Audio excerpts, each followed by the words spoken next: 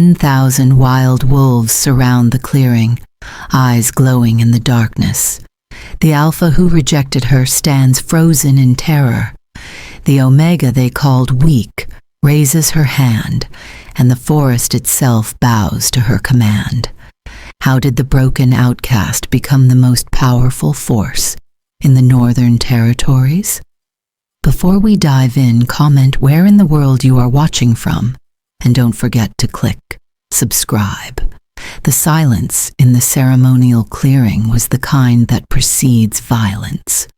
Kira Ashwood knelt in the center of the ancient stone circle, her knees pressed into earth that had witnessed 1,000 rejections before hers, and she knew with absolute certainty that what was about to happen would change everything. Not just for her, but for everyone who had ever underestimated what it meant to be truly cast out.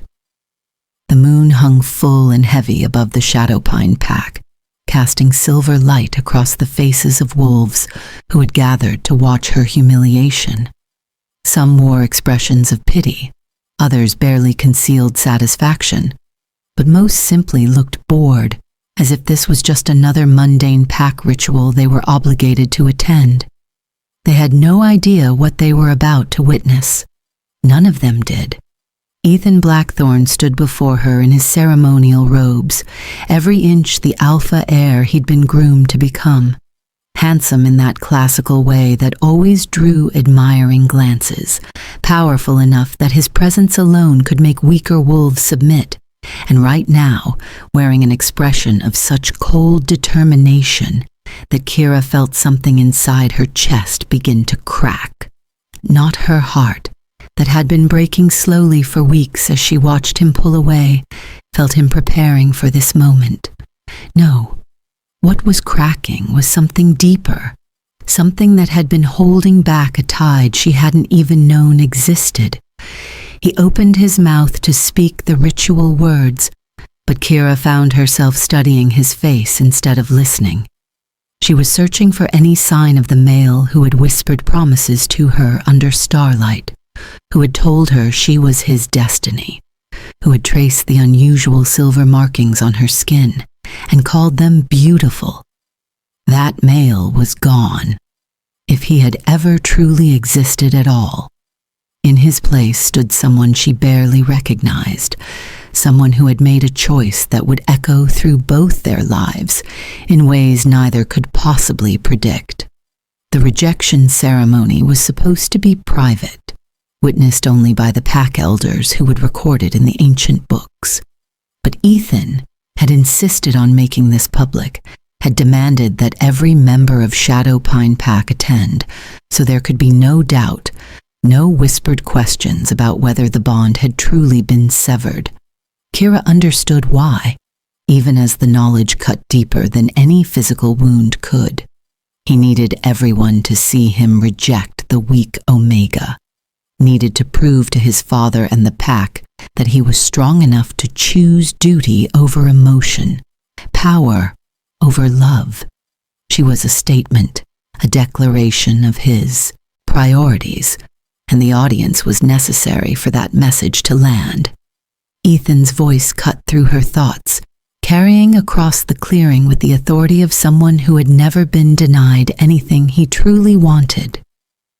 I, Ethan Blackthorne, heir to the Shadowpine Pack and future Alpha of the Northern Territories, hereby reject you, Kira Ashwood, as my fated mate.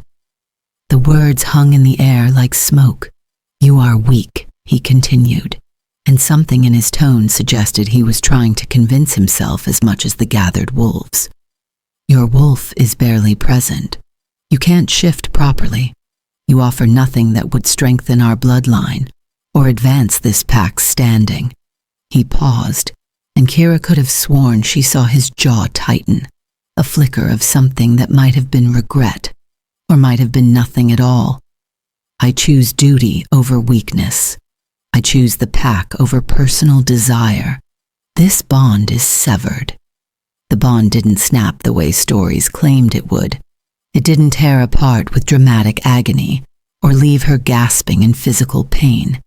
Instead, It simply unraveled, thread by thread, like a rope slowly fraying until there was nothing left holding her to this place, to these people, to the life she'd thought was hers. And as it unraveled, Kira felt something else beginning to surface, something that had been sleeping beneath her skin for 23 years, waiting for exactly this moment of absolute rejection to finally wake up.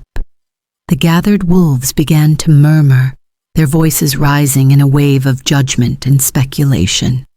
She heard the whispers, each one designed to cut. Always knew she wasn't good enough. Can't even shift properly. Probably for the best. Imagine those genes in the bloodline.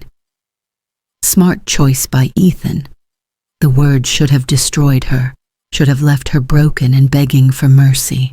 Instead, Kira felt something cold and fierce settling into her bones, pushing back against the humiliation with a strength she hadn't known she possessed. But here's what none of them knew, what Ethan, in all his proud certainty, had never bothered to discover. Kira's inability to shift wasn't weakness, it was suppression.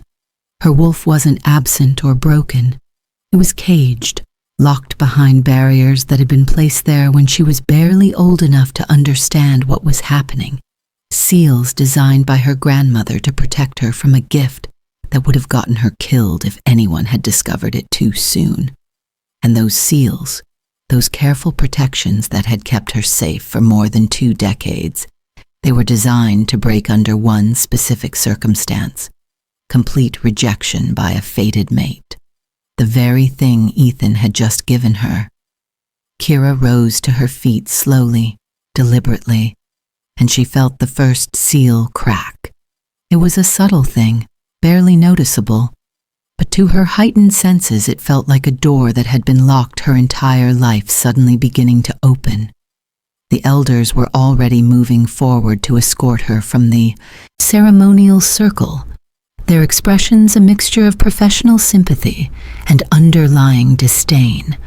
They'd seen countless rejections over the centuries, had perfected the ritual of removing the rejected wolf from packlands before anyone had to deal with the awkwardness of their continued presence. But something made them hesitate. Perhaps it was the way Kira was standing, no longer the submissive Omega who had knelt before them, but someone who suddenly seemed to take up more space than her small frame should allow. Or perhaps it was the way the air around her had begun to shimmer, just slightly, as if reality itself was bending in response to whatever was unfolding inside her. Elder Thomas, the pack's historian and keeper of ancient knowledge, stepped forward with a frown creasing his weathered face.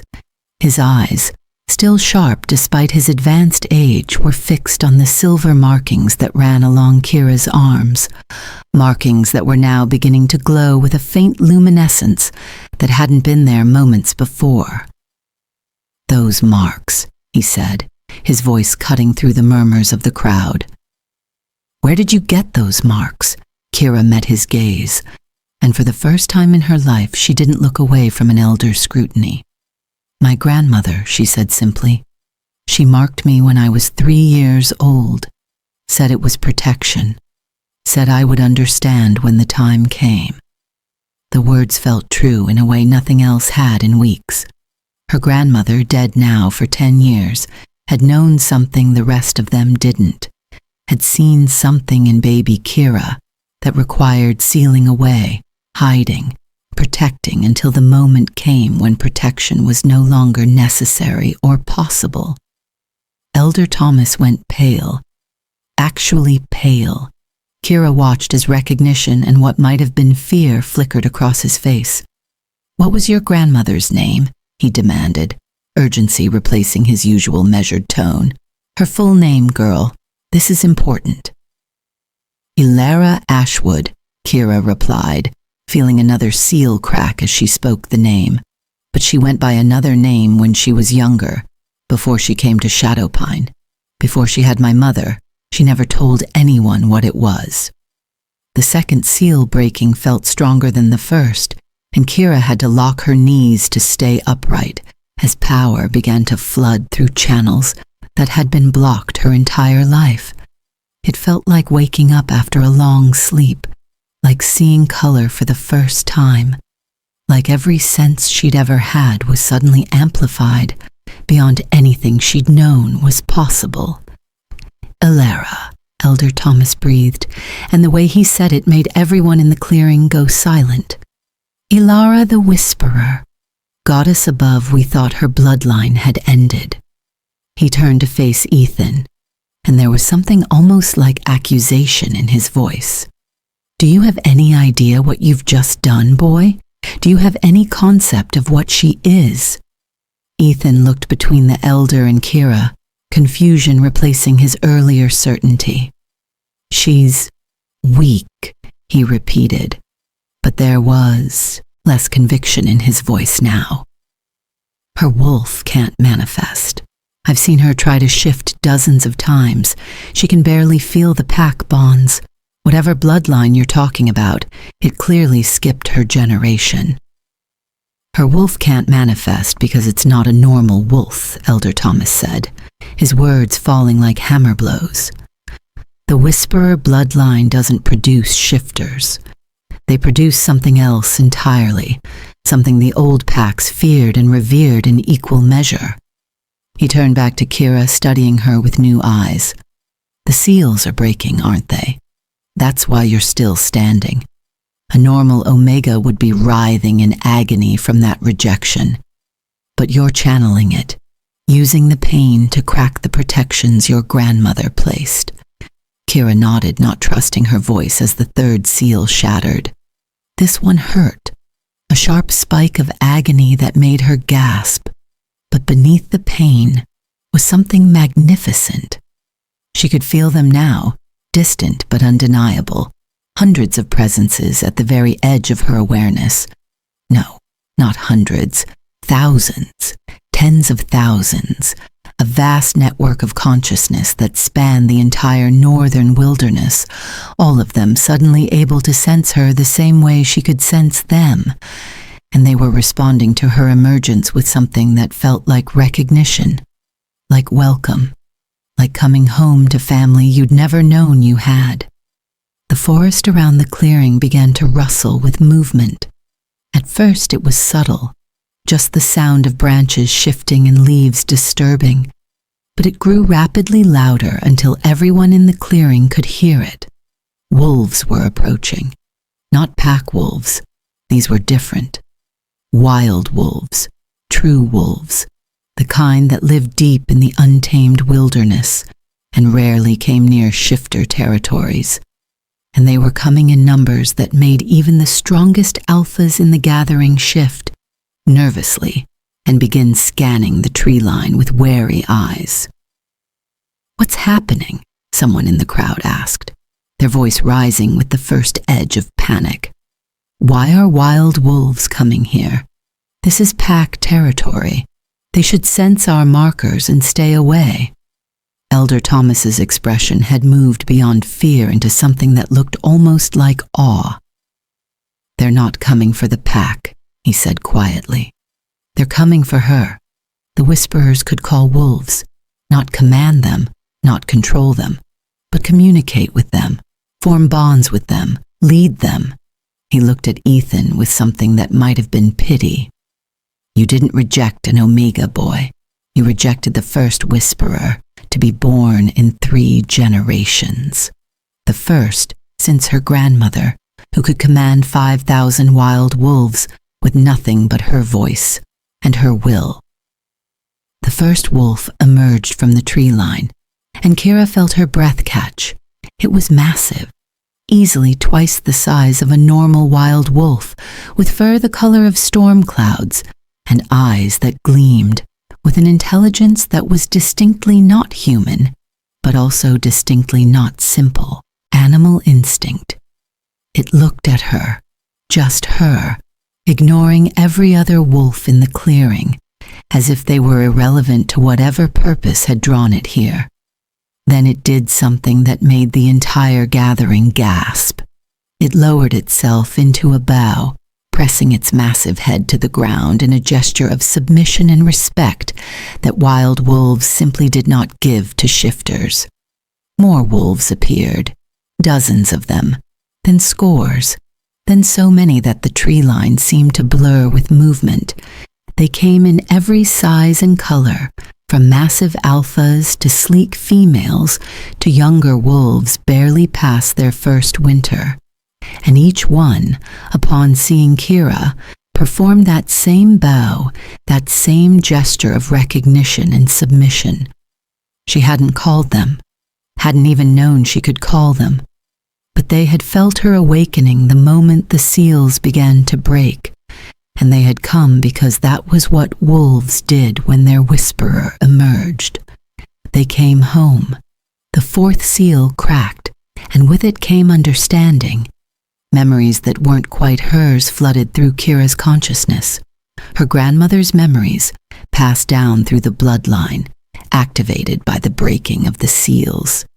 She saw Ilara as a young woman, standing at the edge of a battlefield with 5,000 wild wolves at her back, negotiating peace between warring packs who would have torn each other apart if not for her intervention. She saw the fear in the eyes of alphas who realized they faced something they couldn't fight, couldn't intimidate, couldn't dominate through strength or status. She saw her grandmother choosing to seal away her gift, to hide among normal shifters and live a quiet life after the ancient wars ended, because she understood that the world wasn't ready for whisperers anymore. That fear had replaced reverence, and survival meant invisibility. But her grandmother had also seen the future, had understood that the bloodline would continue, that eventually another whisperer would be born. So she'd marked baby Kira with seals designed to protect her until the world was ready, or until circumstances forced the gift to emerge whether the world was ready or not. And she'd built in a trigger, a failsafe that would activate if Kira ever faced the kind of rejection that would leave a normal Omega broken beyond repair, the rejection of a fated mate, witnessed by a pack, with no possibility of return or reconciliation. That level of casting out would break the seals and free the gift, because Ilara had understood one crucial truth. A whisperer needed no pack, no mate, no approval from shifters who measured worth in strength and status. A whisperer had the wolves, and the wolves were enough. Kira looked at Ethan and she saw him truly for the first time, not through the lens of love or hope or desperate desire to be accepted, but with the clarity of someone who had just been freed from a cage they hadn't known they were in. He was terrified. She could see it in the way his hands had begun to shake, the way his alpha confidence had crumbled into something much more human and vulnerable. He'd rejected her believing she was weak, believing he was choosing strength over sentiment. And now he was realizing that he'd thrown away something irreplaceable, something his pack would have traded almost anything to keep. "The rejection stands," Kira said, her voice carrying across the clearing with an authority she'd never possessed before. The fifth and final seal was breaking now, slowly, painfully, magnificently. "You made your choice, Ethan Blackthorn. You chose duty over me. You chose the pack's opinion over your own heart, and in doing so, you freed me from any obligation I had to either you or Shadowpine." She felt the last barrier inside her begin to give way, and with it came a surge of power so intense it made her vision white out for a moment. When it cleared, she could see every wolf in the clearing, could feel their heartbeats, sense their emotions, understand their thoughts on a level that went beyond words or conscious intention.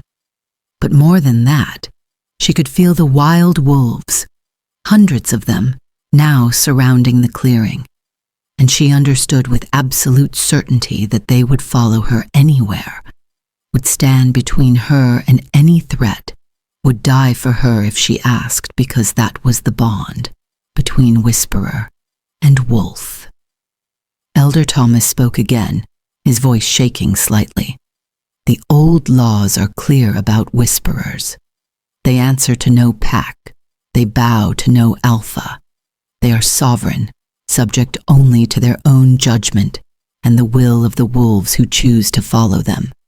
He looked around at the gathered Shadowpine wolves, making sure everyone understood what he was about to say. Kira Ashwood is no longer subject to pack law. She is no longer Omega or anything else within our hierarchy.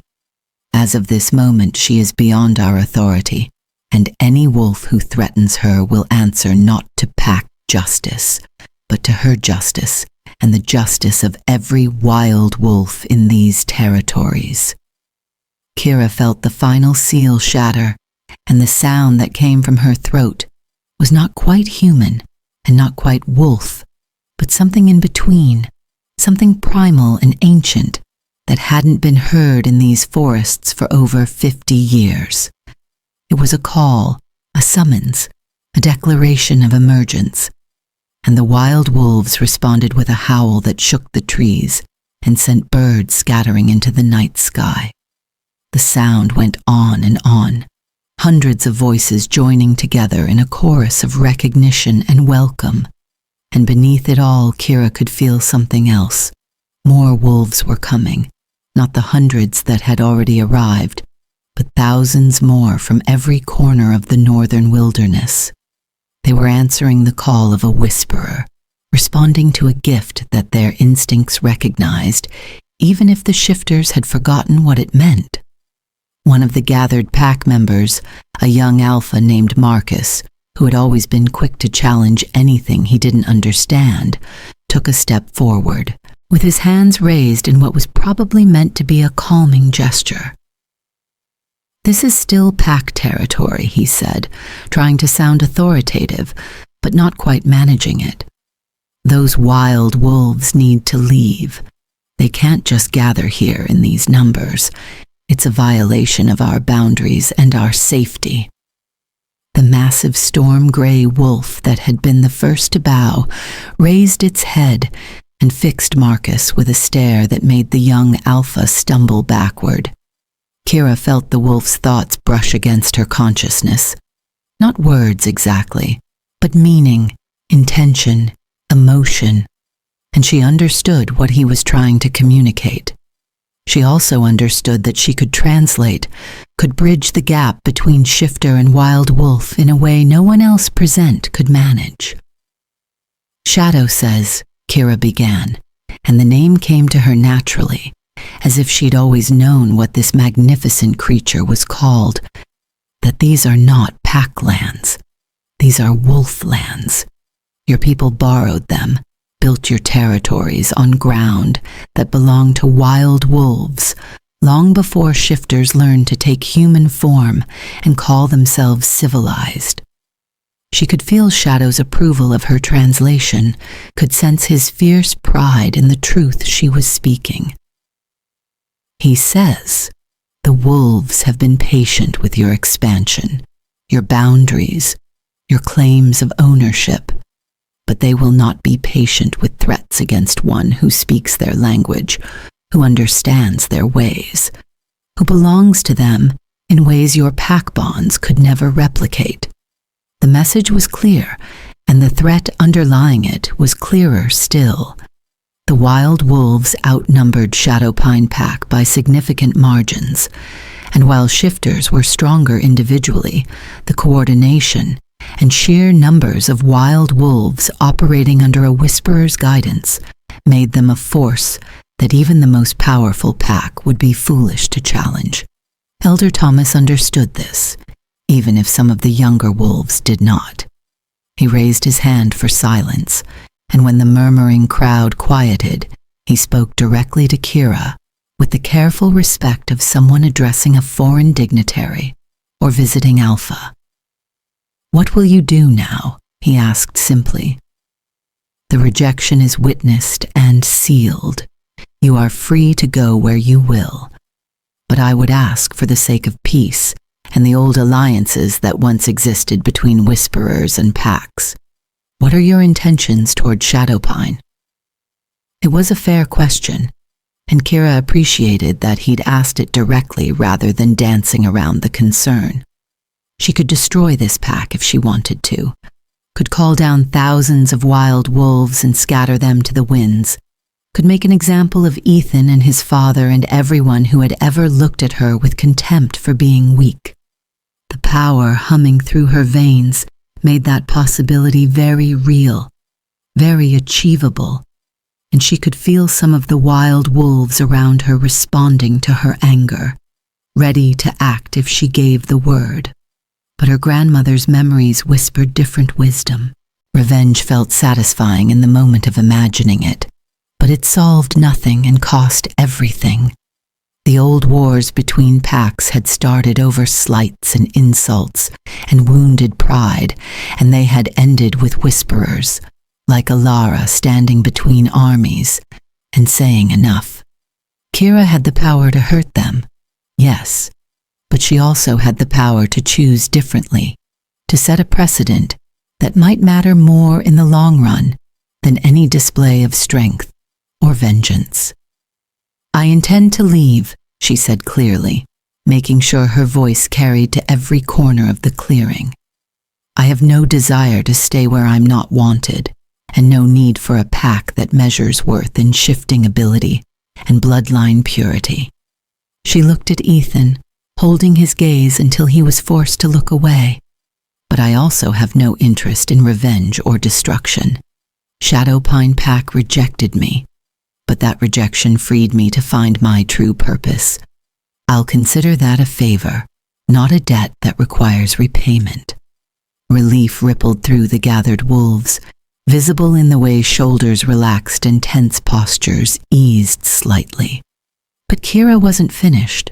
There was more that needed to be said, more that needed to be established before she could walk away from this place and these people with a clear conscience and no lingering obligations.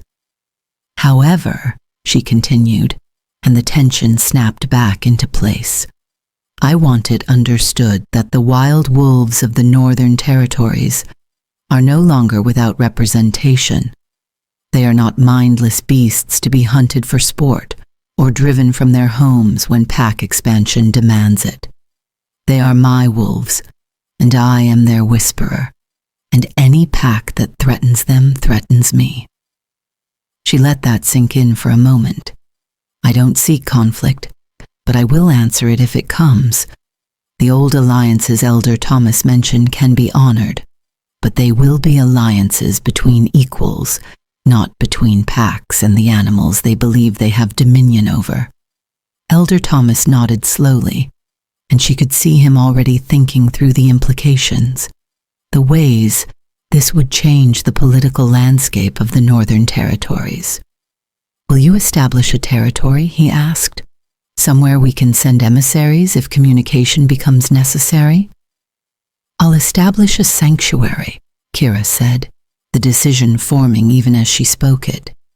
"Deep in the northern wilderness, beyond any current pack boundaries.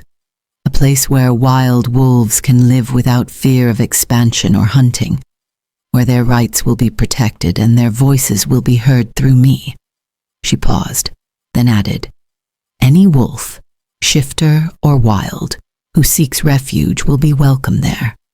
Any who have been cast out, rejected, declared weak or unworthy by packs that couldn't see their value.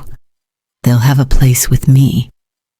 It was a direct challenge to the pack system, an alternative to the hierarchy that had rejected her and countless others. Kira could see understanding dawning on faces throughout the crowd. She was offering sanctuary to every Omega who'd ever been deemed insufficient, every wolf who didn't fit the mold, every outcast who'd been told they had no worth. It would change everything, create a haven that would draw wolves from across the territories, and the packs would have to adapt to a reality where their rejected members had somewhere to go, someone to turn to, a whisperer who would value them for what they were, rather than what they could offer to political ambitions and bloodline purity. Ethan finally found his voice again, and when he spoke, there was something desperate in his tone that Kira had never heard before. "Kira, wait. We can talk about this. Maybe I was hasty. Maybe we can find a way to reconsider what happened here tonight. The bond could be reformed if we both agree to accept it again. There are rituals, old ceremonies, that could restore what was severed." Kira turned back to face him, and the look she gave him was colder than winter frost. "No," she said simply. "You made your choice, Ethan. You severed the bond. You declared me weak in front of the entire pack, made sure everyone witnessed my rejection, so there could be no doubt about where you stood." She felt Shadow move closer to her side, a massive presence that dwarfed any shifter's wolf form. "I'm not interested in your regrets or your second thoughts now that you realize what you've lost. You wanted me gone, and I'm leaving. What you're actually worried about isn't me. It's losing access to what I am, to the power and alliances I could have brought to Shadowpine. But that opportunity has passed, and it's not coming back."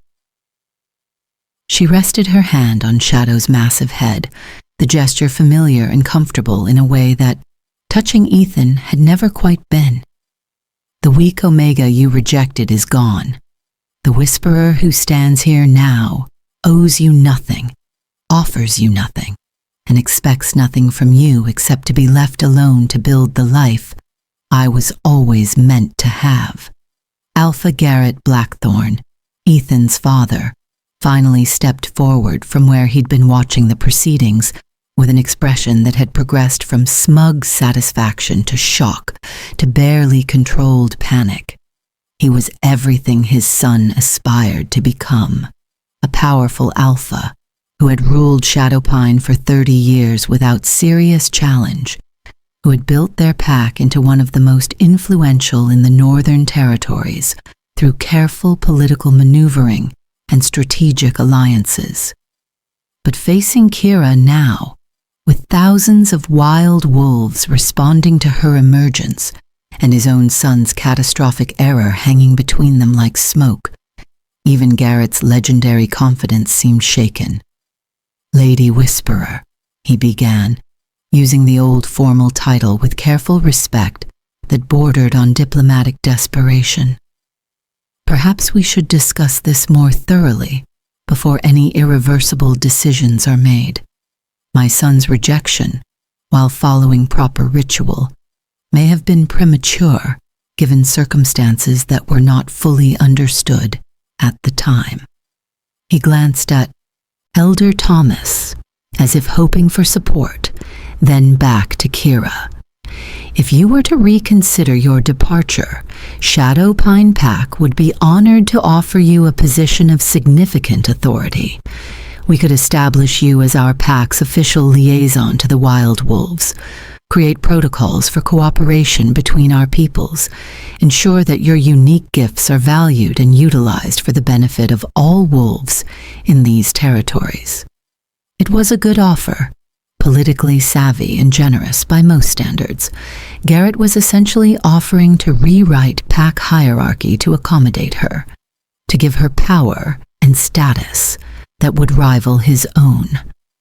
3 hours ago, Kira would have been overwhelmed with gratitude at such an offer. The idea that she could matter, could be important, could be valued for something beyond her ability to shift or produce strong offspring, it would have seemed like a dream come true.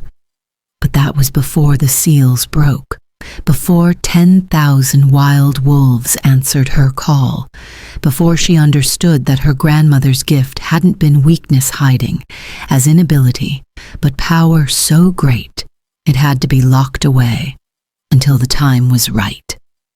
Now, looking at Garrett's calculated offer, all Kira could see was another attempt to control what he couldn't understand, to bind her to obligations and expectations that would serve the pack's interests, rather than her own. "You're offering me a cage with prettier bars," Kira said, her voice quiet but carrying across the silent clearing with perfect clarity. a position within your hierarchy, subject to your authority, expected to use my gifts in ways that benefit Shadowpine's political standing.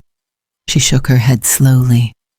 My grandmother lived that life, Alpha Garrett.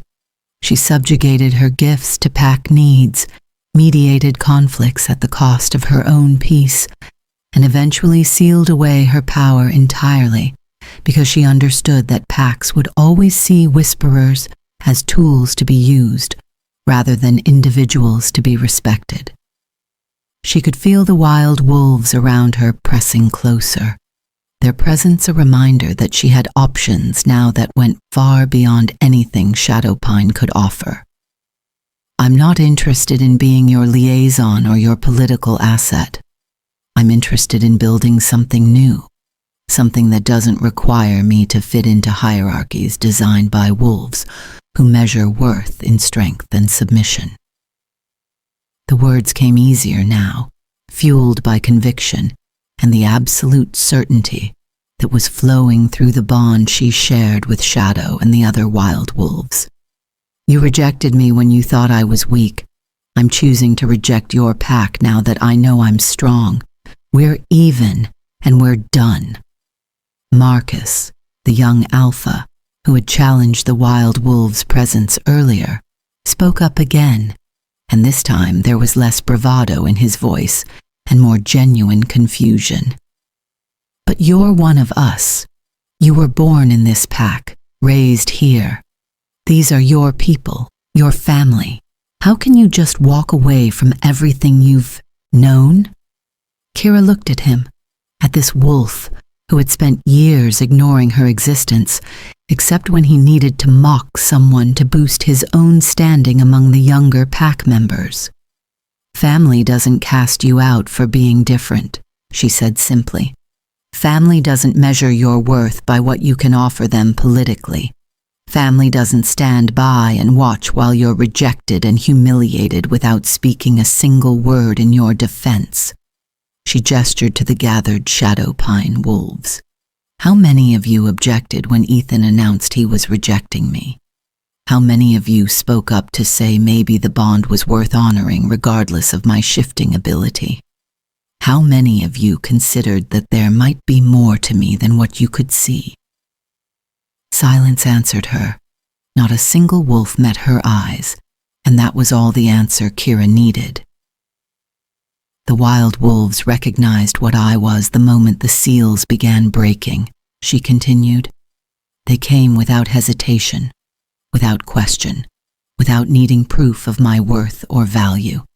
They accepted me instantly and completely, asking nothing in return except that I be who I am.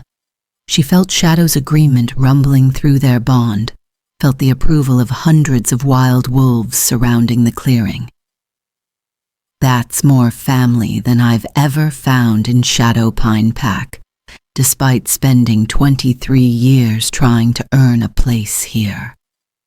Elder Thomas stepped forward again, and this time when he spoke, it was with the weight of someone who understood far more than he'd initially let on.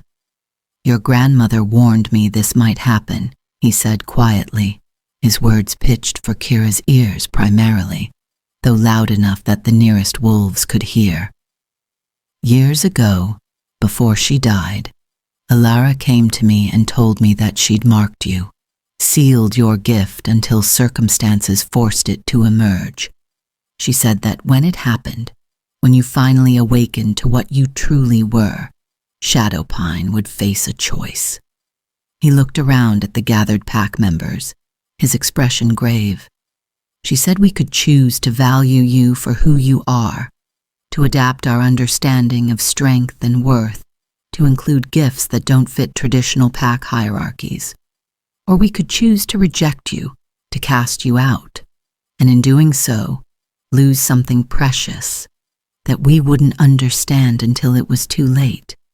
He turned back to Kira, and there was genuine sorrow in his ancient eyes. I failed her. I failed you. I knew there was a possibility you carried her gift, but I said nothing when I saw Ethan pulling away from you. I remained silent during the rejection ceremony. I chose the comfort of tradition over the courage to speak truth. He bowed his head, a gesture of respect and apology. Your grandmother would be ashamed of me, and she would be right to be. Kira felt something soften slightly at the old wolf's honesty. He was the only one who had shown any real understanding of what had been lost here tonight. She would be disappointed, Kira agreed gently, but she would also understand why you stayed silent. Fear is powerful, and the packs have feared whisperers for generations. She reached out and briefly touched his shoulder, a gesture of acknowledgement, if not quite forgiveness. You can't change what's already happened, Elder Thomas. None of us can. But you can choose how Shadowpine responds to what comes next. And what does come next? He asked. I leave, Kira said simply. Tonight, as soon as I've gathered what few belongings matter to me, Shadow and his wolves will escort me north, to the deep wilderness where no pack has established territory. She felt the certainty of this decision settling into her bones like truth. I'll begin building the sanctuary I described, a place where wild wolves can live free and where rejected shifters can find belonging if they choose. She paused, considering her next words carefully. If any wolf wishes to join me, they're welcome. I won't recruit or persuade, but I also won't turn away anyone who asks for sanctuary. The offer hung in the air, and Kira could see wolves throughout the gathering exchanging glances, clearly thinking about what she was proposing. Most would stay, she suspected. The comfort of pack bonds and familiar hierarchies was powerful, but there would be some who had felt her same isolation, who had been dismissed or told they didn't measure up. Those wolves might find sanctuary appealing enough to overcome fear of the unknown. A movement at the edge of the crowd caught her attention.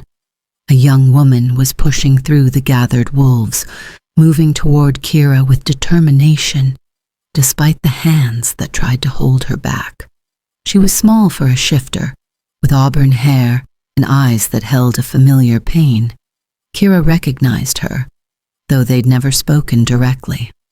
Maya, an Omega who had been rejected twice by potential mates, declared too weak, too emotional, too soft to be worth bonding with permanently.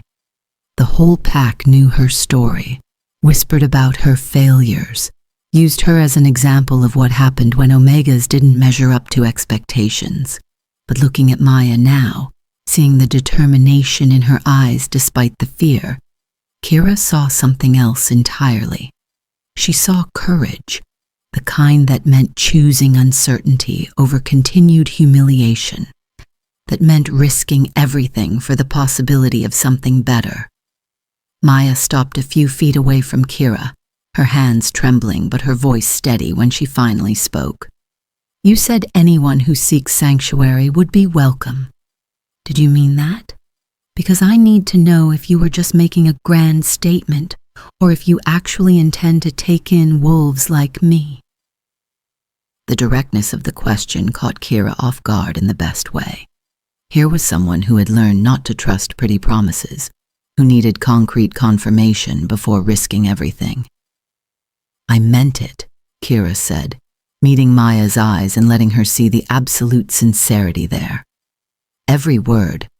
The sanctuary isn't a political gesture or a way to gain leverage over the packs. It's a real place, a real offer, and you're genuinely welcome there. Maya's shoulders sagged slightly with relief, and something that might have been tears glittered in her eyes. Then I want to come with ya, Lahar, she said, and there was fierce determination beneath her quiet words. I've been rejected twice. Told I'm not good enough, not strong enough, not what anyone wants. I've spent years trying to prove them wrong, trying to be tougher, harder, less emotional. Her voice cracked slightly, but she pushed through. But I don't want to be hard anymore. I want to be myself, soft heart and all, and if there's a place where that's acceptable, where I don't have to apologize for who I am every single day, then I want to be there. I need to be there. Kira felt something warm and fierce bloom in her chest. This was exactly what her grandmother had fought for, exactly why the sanctuary needed to exist. Not just as a refuge for wild wolves, but as a haven for shifters who had been broken by a system that valued strength and dominance above all else. "You're welcome, Maya," she said, and the words felt like a promise, a vow. "Gather whatever belongings matter to you. We leave within the hour." More movement in the crowd, and this time it was an older male stepping forward. Kira recognized him too, Roland, a former warrior who had been injured in a territorial dispute 5 years ago. His right leg shattered so badly it never healed properly despite the accelerated healing all shifters possessed. The pack had kept him on, but only barely, assigning him menial tasks that didn't require physical prowess. He'd been set aside, made invisible, treated as a burden rather than valued for the decades of service he'd given to Shadowpine. Now he stepped forward with his characteristic limp, but his head was held high, defiant in the face of wolves who had spent years looking away from him in embarrassment or pity. "I've got nothing keeping me here," Roland said, his voice rough with decades of command that hadn't quite faded, despite years of being relegated to the shadows. "If you're offering a place where old broken soldiers can still have purpose, still matter in some way, I'll take it. I'm done being invisible to wolves I bled for." "You're not broken," Kira said firmly, and she meant it with every fiber of her being. The word itself made her angry now, made her think of all the times she'd been called broken, defective, insufficient. "You're experienced, battle-tested, and valuable. The sanctuary will need wolves who understand defense, who can teach others, who have wisdom earned through decades of living. Welcome, Roland." The old warrior's eyes gleamed with something that might have been gratitude or might have been vindication, and he nodded once, sharply, before moving to stand beside Maya. 2 wolves, 2 outcasts choosing to follow a whisperer they barely knew into uncertain wilderness rather than remain in the pack. That had dismissed them, but they wouldn't be the only ones. 3 more wolves stepped forward in quick succession. First was a young male named Finn, who had never been able to shift completely, his transformations leaving him stuck in an awkward half-form that other wolves found disturbing. He'd been ostracized since his first failed shift at 13, treated as a cautionary tale about weak bloodlines and genetic failures. Then came Isabella, a widow who had been bonded to a male from a rival pack before he died in combat. Pack politics had deemed his bloodline a liability after his death, and she'd been forbidden from bonding again, left to age alone and unmated because of something completely beyond her control. Finally, there was Ash, an adolescent whose pure white fur stood out starkly among the typical grays and browns of Shadowpine wolves. The unusual coloring had marked them as different from birth, and different meant lesser in pack hierarchy. Each one stepped forward. Each one asked for sanctuary in their own way. Each one was welcomed without hesitation or question, and with each acceptance, Kira felt the future taking shape more clearly in her mind. This was her purpose, not to lead through traditional pack hierarchy or political maneuvering, but to create a haven for wolves who didn't fit the mold, who had been told their differences made them worthless, when those differences might actually be their greatest strengths. The movement in the crowd continued, and Kira watched with growing wonder as more wolves began to shift, began to consider, began to realize that they had a choice they'd never had before. an elderly female who had been deemed too old to contribute meaningfully, a male who preferred the company of other males, something Shadow Pine's traditional bloodline obsession frowned upon, two siblings who had lost their parents young and never quite found their place in the pack structure. The numbers were growing, and with each new face, each new story, Kira felt her understanding of what she was building expand and deepen. Ethan finally found his voice again, and when he spoke, there was panic barely concealed beneath forced authority. "This is ridiculous. You're talking about abandoning your pack, your home, everything you've ever known to follow someone who just discovered her gift an hour ago. She doesn't know how to lead. She doesn't know how to build a territory or manage resources or handle the 1,000 details that keep wolves alive through winter. You'll starve. You'll freeze. You'll realize too late that pretty words about acceptance don't keep you fed and sheltered." It was a fair point, actually, and Kira had to respect the tactical thinking behind it, even as she prepared to counter it. Ethan was trying to undermine her through practical concerns, trying to make the wolves who'd stepped forward reconsider by highlighting very real dangers. But what he didn't understand, what he'd never understood about her, was that she'd been surviving on her own long before tonight. The pack had provided shelter and minimal resources, yes, but she'd learned to fend for herself years ago when it became clear no one was particularly invested in her well-being. "You're right that I'm new to leading," Kira acknowledged, and she saw surprise flicker across Ethan's face at her agreement. "I've never commanded a pack or managed territory politics, but here's what I do know." She gestured to the wild wolves surrounding the clearing, hundreds of them watching with intelligent eyes. "I know how to survive in wilderness. I know which plants are edible and which will kill you. I know how to read weather patterns and find water sources and build shelter that will hold through the worst storms. I know these things because the pack never bothered to teach me what proper wolves needed to know, so I taught myself everything the forest had to offer." She could feel Shadow's agreement radiating through their bond, could sense the wild wolves' approval of her words. "And more than that, I have allies you can't imagine. Wild wolves who have lived in the northern wilderness for generations, who know every hunting ground and safe den, who understand the land in ways shifters have forgotten. They'll teach us. They'll guide us. And in return, we'll protect them from pack expansion and hunting parties, and all the ways shifters have been encroaching on their territory for decades." Maya spoke up from where she stood beside Roland, her voice stronger now. "I'd rather freeze while being myself than spend another day warm and hating who I have to pretend to be." Roland nodded his agreement. "I'd rather work myself to the bone for a purpose I believe in than rot away doing meaningless tasks for a pack that sees me as dead weight." The sentiment rippled through the gathered wolves who had chosen sanctuary, and Kira saw determination replacing doubt on face after face. They understood the risks. They were choosing this anyway. That meant something, spoke to a hunger for belonging, an acceptance that went deeper than concerns about comfort or safety.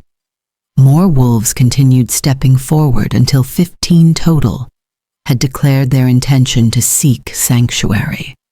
15 wolves who were now Kira's responsibility, who had gambled everything on her promise of a better life.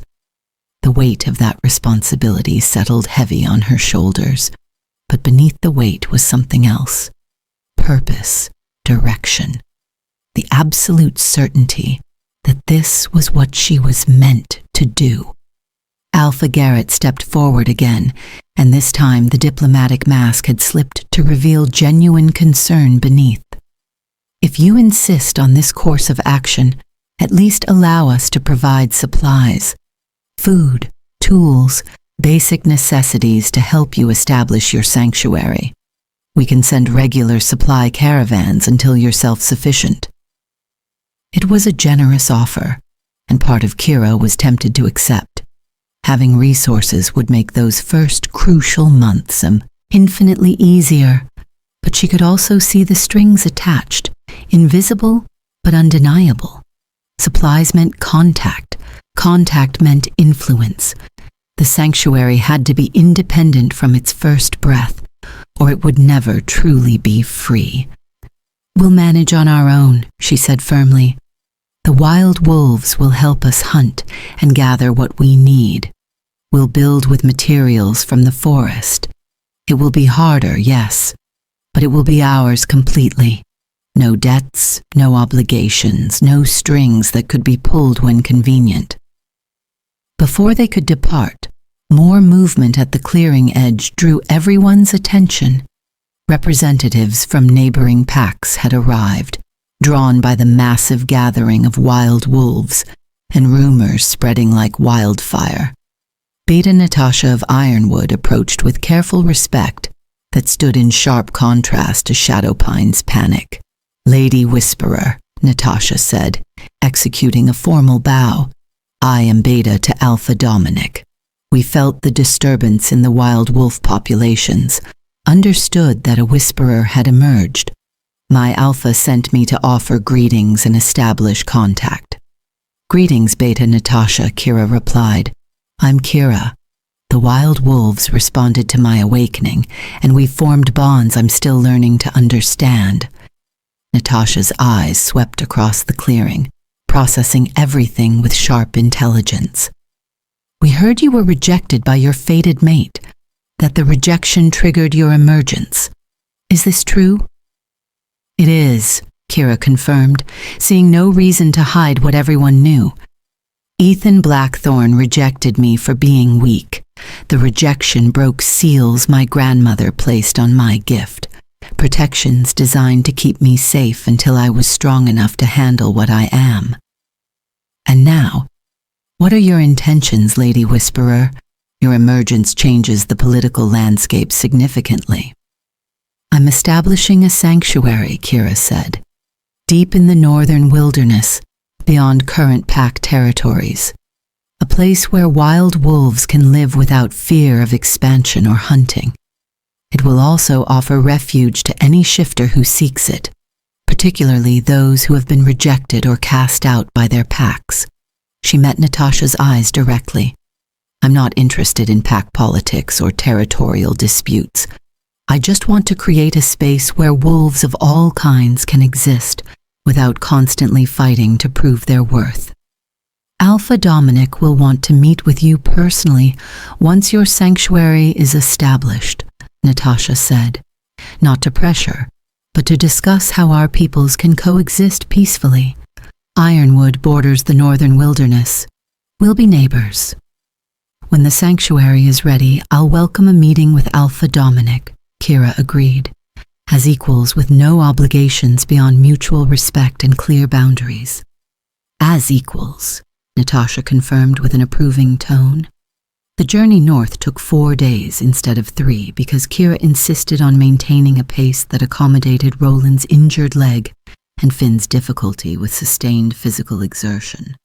The wild wolves led them along game trails and through valleys that showed no signs of pack presence, keeping them safely away from territorial boundaries that might spark conflicts. Shadow stayed close to Kira throughout, his massive presence a constant reminder that she wasn't alone in this unprecedented journey, that she had allies who understood the wilderness in ways no pack-raised shifter could match. They hunted together on that first night, wild wolves and shifters coordinating in ways that felt both natural and revolutionary.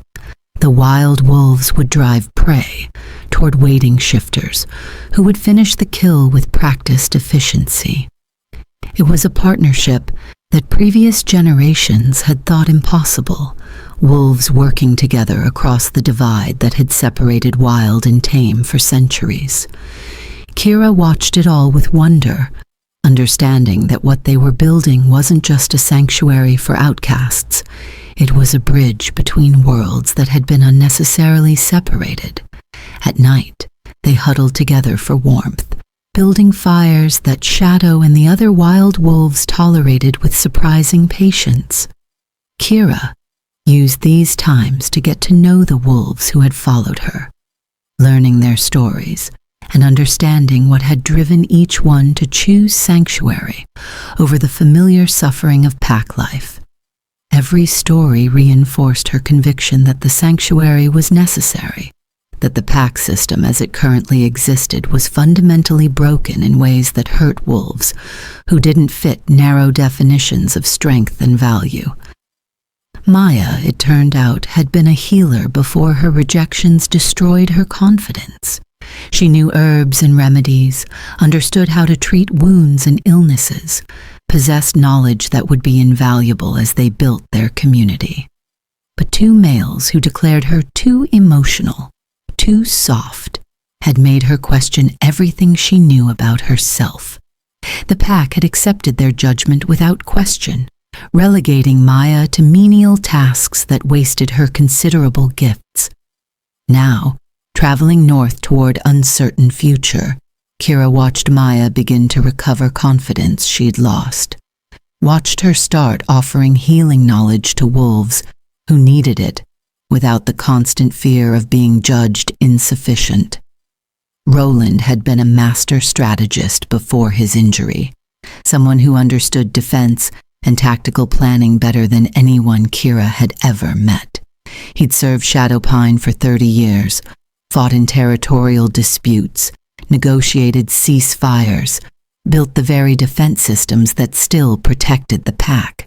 But one badly healed leg, one permanent limp, and suddenly all that experience meant nothing compared to his inability to run as fast as younger warriors. The pack had discarded him like broken equipment, never bothering to recognize that strategic thinking didn't require perfect legs, that his knowledge was worth more than physical prowess. Finn's half-formed shifts actually gave him advantages in certain types of terrain, allowing him to navigate spaces that would stymie either fully human or fully wolf forms. He could climb with human hands while using wolf strength, could squeeze through gaps too small for full wolf forms while maintaining heightened senses. It was a gift disguised as deficiency, valuable precisely because it was different. But the pack had only seen abnormality, had labeled him defective rather than considering how his unique abilities might serve the community. Isabella had spent years managing resources for her former mate, understanding logistics and supply management in ways that would prove crucial. She knew how to stretch limited resources through lean times, how to organize storage systems, how to plan for contingencies that less experienced wolves wouldn't anticipate.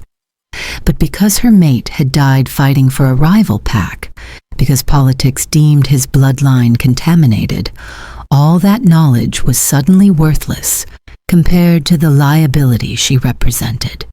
The pack had forbidden her from bonding again, from using her considerable organizational skills in any meaningful capacity, treating her as a cautionary tale rather than recognizing her value. Each wolf brought something valuable, Kira realized as they journeyed north.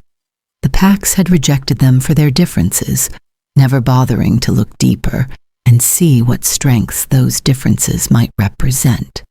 It was wasteful and cruel, and it had been going on for so long that everyone simply accepted it as normal. Well, Kira was done accepting cruelty as normal. She was building something better. On the fourth day, they reached the heart of the northern wilderness, and Kira understood immediately why the wild wolves had brought them here. The valley was perfect, sheltered by mountains on 3 sides with a river running through the center and caves dotting the cliff faces that would provide immediate shelter. The land was rich with game and edible plants. The water was clean and abundant, and the natural defenses meant they could establish a secure perimeter without massive construction efforts.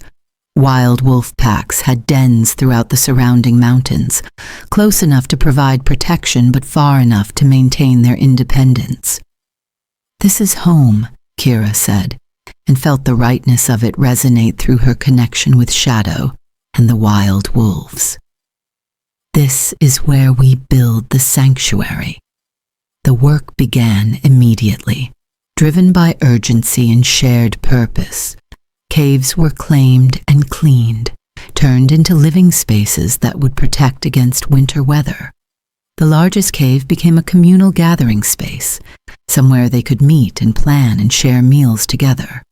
Smaller caves were allocated based on need, with families or bonded pairs getting more privacy, while single wolves doubled up to maximize available shelter. Hunting parties went out with wild wolf guides, learning the best locations and methods for bringing down prey in unfamiliar territory. The wild wolves taught them which trails the deer favored, where elk gathered during different seasons, how to read signs that predicted successful hunts. They brought back game that was processed and preserved under Isabella's careful direction. Every part of each animal used to maximize resources. Hides became clothing and blankets. Bones became tools. Nothing was wasted. Maya established a healing station in one of the smaller caves, gathering herbs and creating remedies with knowledge she'd suppressed for years. She taught 3 younger wolves who showed interest and aptitude, passing on skills the pack had deemed worthless. But that quickly proved essential. Within weeks, her healing station had treated everything from minor cuts to a serious infection that would have killed the affected wolf without proper care. The pack had called her too soft, too emotional. The sanctuary recognized her as invaluable. Roland organized defense rotations, teaching younger wolves how to watch for threats and coordinate responses. He couldn't run patrol himself anymore, but he could train others, could set up systems that maximized their limited numbers. He established warning signals, created protocols for different types of threats, built redundancies that ensured no single point of failure could compromise their safety. The pack had called him broken, finished, worthless. The sanctuary recognized him as their chief defender. Finn explored the surrounding terrain, mapping routes and identifying resources with his unique half-shift abilities. He found caves the others missed, discovered springs that provided clean water, identified paths that would allow quick movement between different parts of the valley. His maps became essential references, his knowledge irreplaceable. The pack had called him defective, abnormal, a cautionary tale. The sanctuary recognized him as their best scout. Isabella set up systems for managing their supplies, ensuring fair distribution and planning for lean times with practiced efficiency.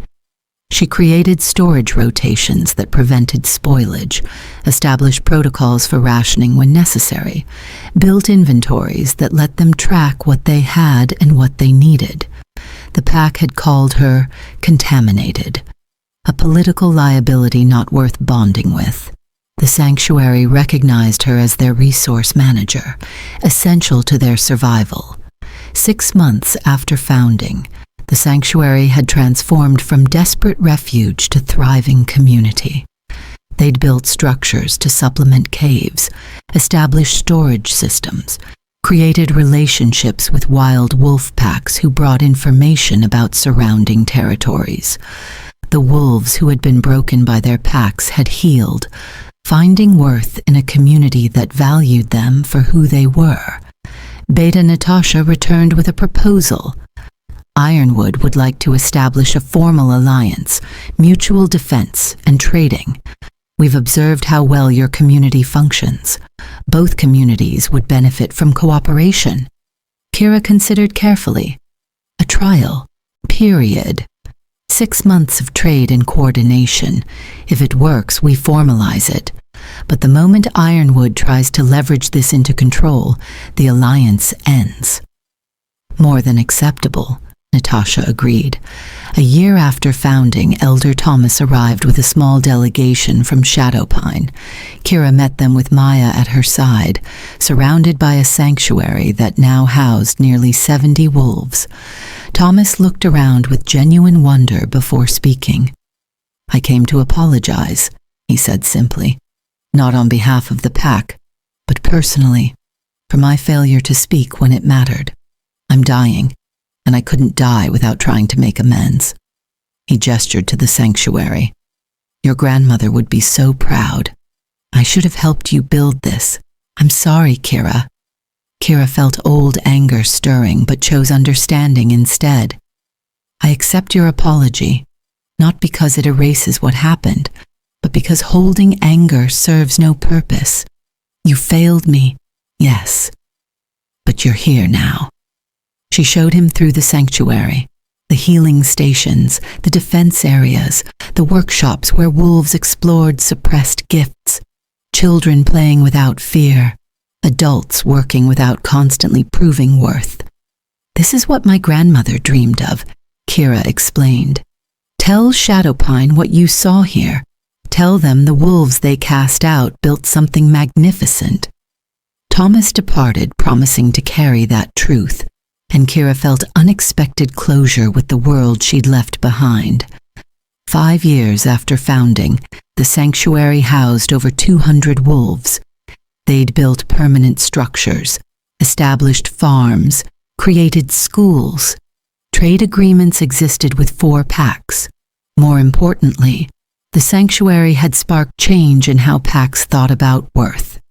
Seeing outcasts thrive forced pack leaders to reconsider their assumptions.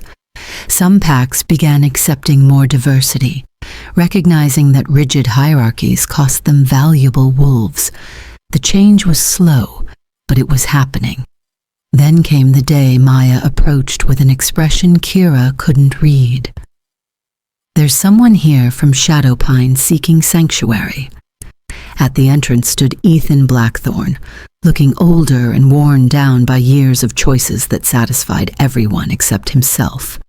"I'm not here to ask forgiveness," he said, before Kira could speak. "I'm here because I finally became what my father wanted, and I hate it.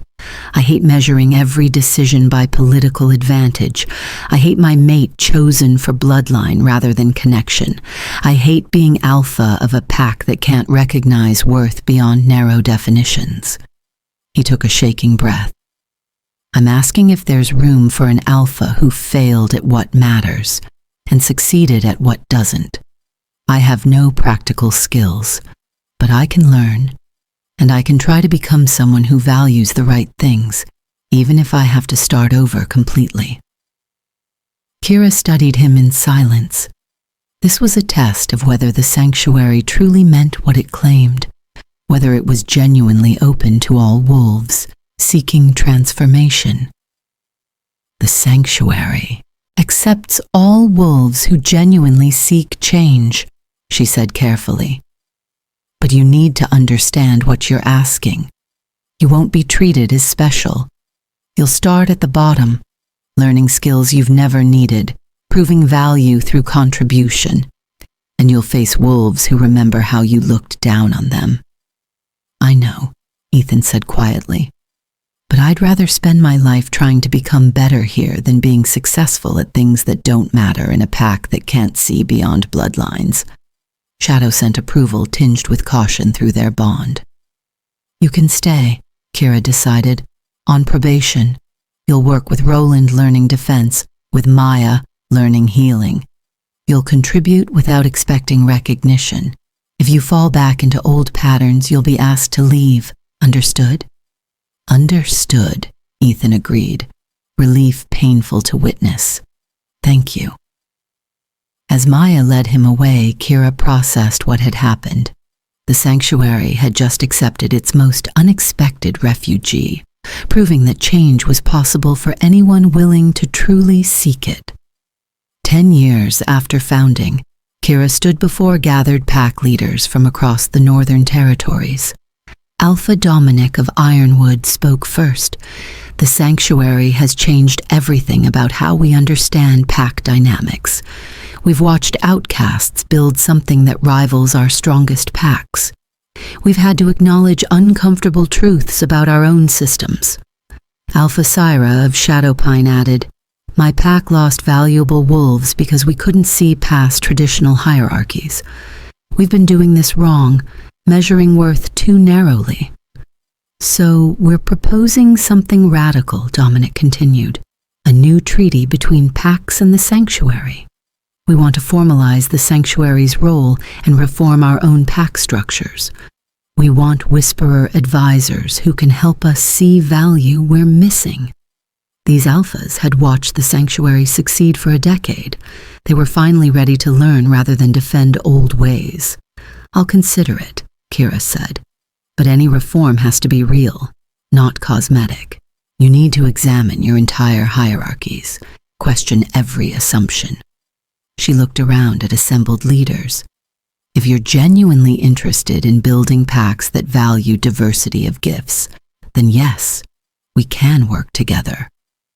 The meeting lasted through the night, creating foundations for a new kind of relationship based on mutual respect and recognition that strength came in countless forms. 15 years after her rejection, Kira stood in the same ceremonial clearing where Ethan had severed their bond, but this gathering was celebration.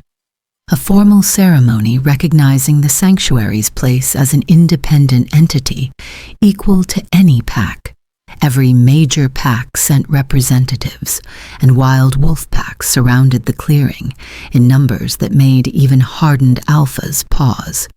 Ethan was there too, transformed by his years in sanctuary. He'd found his gift in teaching young wolves defense and strategy, in helping rejected wolves understand they could protect themselves. He'd partnered with a female who valued his kindness rather than bloodline, raising children who would never know what it felt like to be measured by narrow standards, and found wanting. He'd become what he was always meant to be. Maya stood beside Kira as official second, the once rejected Omega now recognized throughout territories as a master healer. Roland had passed peacefully, but his defense systems continued protecting the sanctuary. The wolves who first followed Kira into wilderness had become pillars of thriving community, proof that outcasts could build magnificence when given the chance. Shadow was gone too, his long life ending the previous winter. But his descendants remained, wild wolves who bonded with sanctuary members and carried on his legacy of bridging wild and tame. Kira felt his absence like a missing limb, but also his presence in every wild wolf who looked at her with knowing eyes. As the ceremony concluded, Elder Thomas's successor approached with a carefully wrapped bundle. "Elder Thomas asked me to give you this before he died. He said you'd understand what it meant when the time was right." Kira unwrapped the bundle to find her grandmother's journals, detailed accounts of Ilara's life as a whisperer. The final entry was dated just days before Ilara sealed Kira's gift, and the words made tears stream down her face. "My granddaughter will face rejection," Ilara had written. "She will be cast out for seeming weak when she carries more strength than any can imagine. It will hurt terribly, and I wish I could spare her that pain. But the rejection will free her to become what she's meant to be, to build what I could only dream about. The sanctuary will rise from her brokenness, and she will show the world that wolves who don't fit traditional molds aren't defective. They're transformative. They're the future. And when she finally understands that, when she sees what she's built from the ashes of rejection, she'll know that everything happened exactly as it needed to. The moon goddess doesn't make mistakes, even when her plans hurt us terribly, before revealing themselves as gifts." Kira closed the journal and looked around at the sanctuary, at hundreds of wolves who had found belonging here, at wild wolves who had found partnership and protection at Pax slowly learning to measure worth differently. Her grandmother had been right. Everything had happened exactly as it needed to. The rejection that nearly destroyed her had instead awakened gifts that changed their entire world. She was no longer the weak Omega cast out by her pack. She was the whisperer who called 10,000 wolves. She was the bridge between wild and tame. She was the founder of Sanctuary and proof that strength came in countless forms. And she had become all of that precisely because someone had called her weak and rejected their bond, never realizing they were freeing her to become magnificent. The moon hung full and heavy above the clearing, exactly as it had 15 years earlier.